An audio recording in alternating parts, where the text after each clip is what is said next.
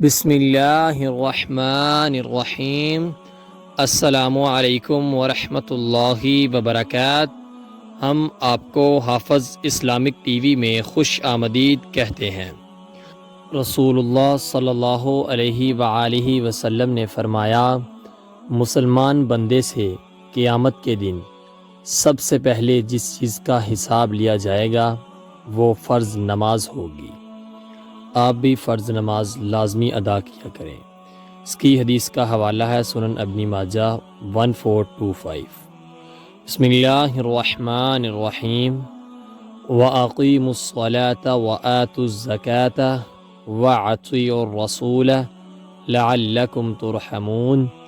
اس کا ترجمہ ہے، نماز قائم کرو، زکوٰۃ دو اور رسول اللہ صلی اللہ علیہ وآلہ وسلم کی اطاعت کرو، امید ہے کہ تم پر رحم کیا جائے گا۔ اس کا حوالہ ہے سورۃ نور آیت 56۔